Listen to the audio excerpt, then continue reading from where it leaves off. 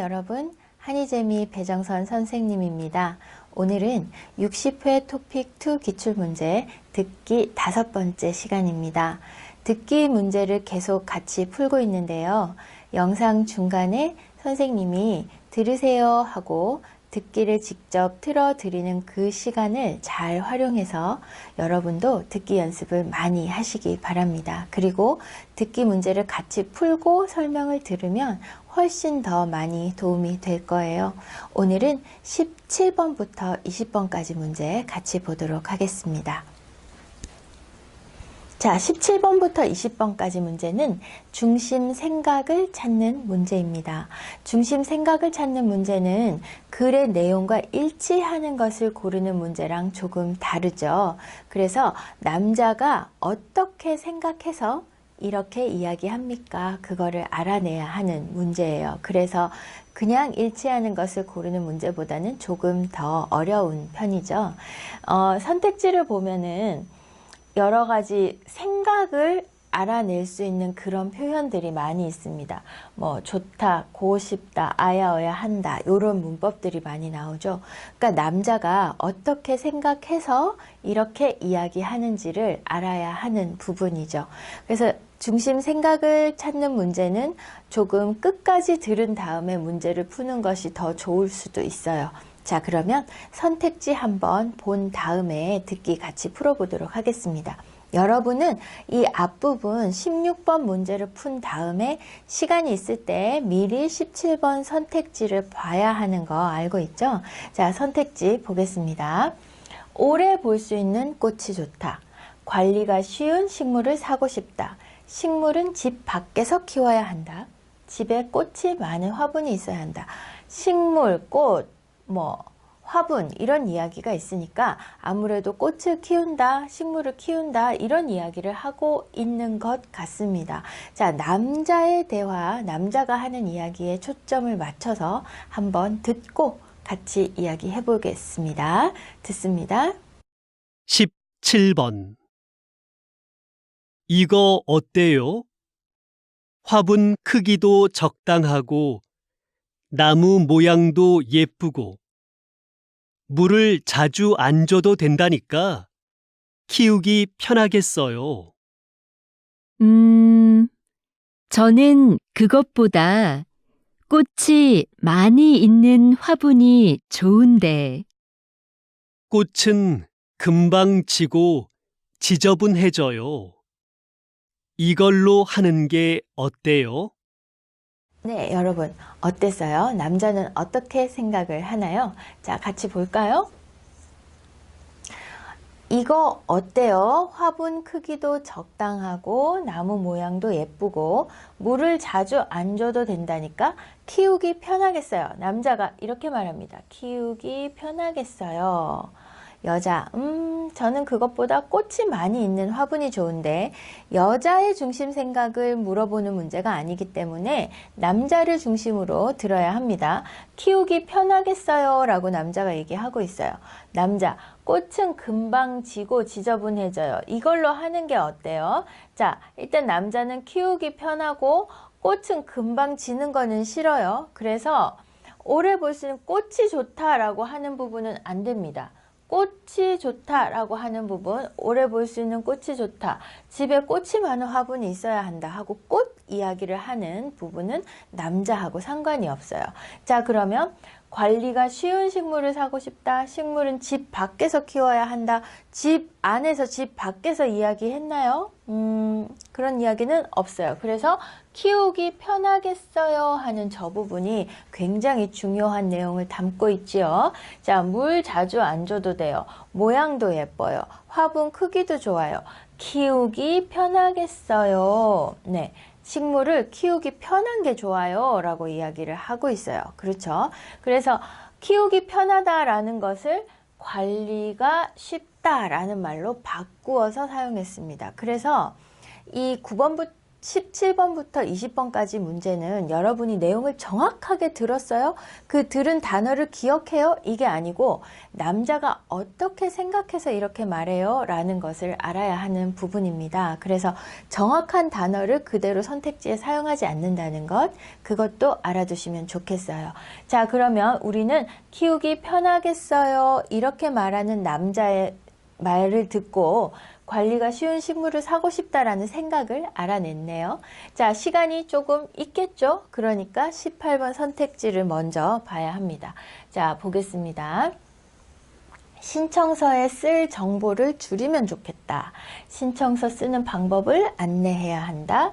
신청자 요구에 맞는 수업을 해야 한다. 수업 내용을 미리 알려주는 것이 좋다. 수업, 신청, 수업 이런 이야기가 나오니까 어떤 수업을 신청하는 거 이야기를 하는 것 같습니다. 자, 남자는 수업을 신청하는 것과 관련해서 어떤 생각을 하고 있는지 한번 들어보겠습니다. 듣습니다. 18번. 신청서에 쓸 게 너무 많다. 문화센터 수업을 신청하는데 직업까지 쓸 필요가 있나? 신청자를 잘 알면 요구에 맞는 수업을 해줄 수 있으니까 그렇지. 그런 건 따로 물어보면 되지. 정보를 너무 많이 요구하는 것 같아. 네, 여러분 어땠어요? 정답은 몇 번입니까? 남자는 어떻게 생각하고 있어요? 자, 한번 보겠습니다. 신청서에 쓸 게 너무 많다. 문화센터 수업을 신청하는데 직업까지 쓸 필요가 있나? 자, 남자 신청서에 쓸 게 너무 많다. 이 부분 조금 싫어요. 그죠? 문화센터 수업을 신청하는데 직업까지 쓸 필요가 있나? 라고 이야기를 하고 있습니다. 이거까진 필요가 없는데 왜 이걸 다 쓰라고 하지? 조금 마음에 들지 않아요. 그죠? 신청자를 잘 알면 요구에 맞는 수업을 해줄 수 있으니까 그렇지. 여자는 이렇게 직업도 쓰고 많이 다 쓰는 거 괜찮아요. 하지만 남자는 그거 싫었어요. 그런 건 따로 물어보면 되지. 정보를 너무 많이 요구하는 것 같아. 정보를 너무 많이 요구하는 것 같아. 신청서에 쓸 게 너무 많아. 정보를 너무 많이 요구하는 것 같아. 왜? 이거 좀 싫어요. 라고 이야기를 합니다.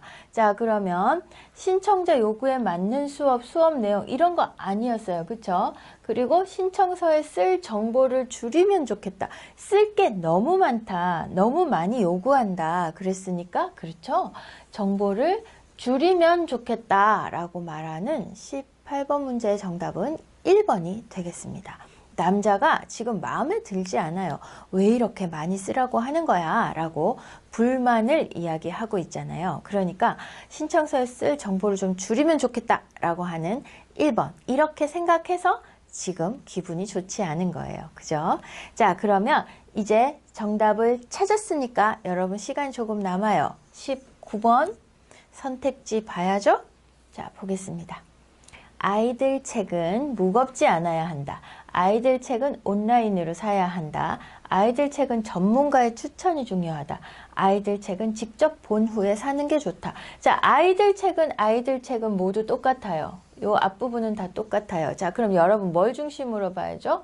무겁지 않다, 무게, 온라인, 전문가, 직접 요 단어들을 중심으로 어떻게 어디에 초점을 맞춰서 내가 읽어야 하는지 한번 생각을 해볼 수 있겠죠. 자, 그럼 남자 이야기 들을 때 이 이야기들을 한번 찾으려고 노력을 하면서 들으면 정답을 더 쉽게 찾을 수 있을 것 같습니다. 자, 그럼 들어볼까요? 듣습니다. 19번. 여보, 아이들 책 좀 사야 하는데 온라인으로 주문해 줄래요? 직접 보고 사는 게 어때요?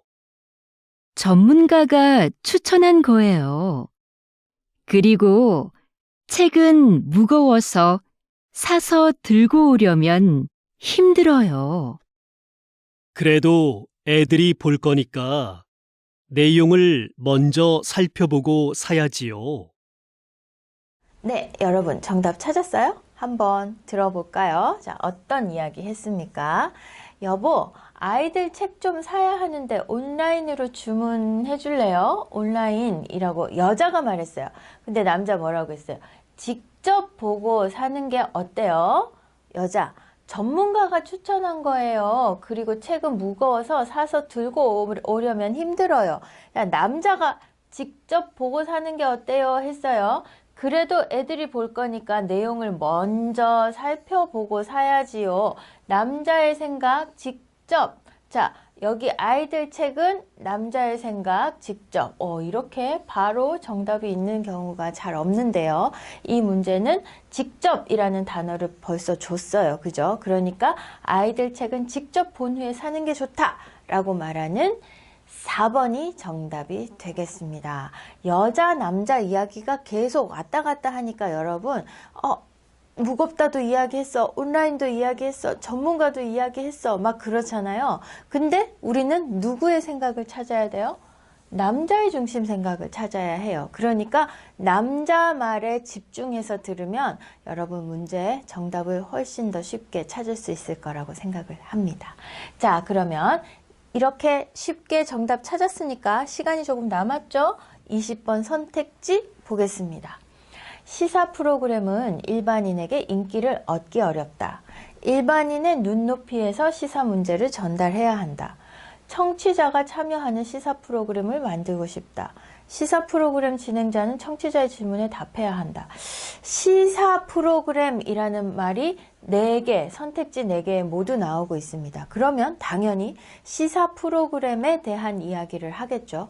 시사 프로그램이라는 것은 지금 현재 시대에 일어나고 있는 일에 대한 그런 사회적인 문제에 대한 내용을 다루는 프로그램입니다. 그런 것을 진행하는 것과 관련된 그런 이야기를 하는 것 같아요. 자, 그러면 남자 어떻게 생각해요? 이 시사 프로그램에 대해서 남자가 어떻게 생각하는지 한번 들어보겠습니다. 듣습니다. 20번.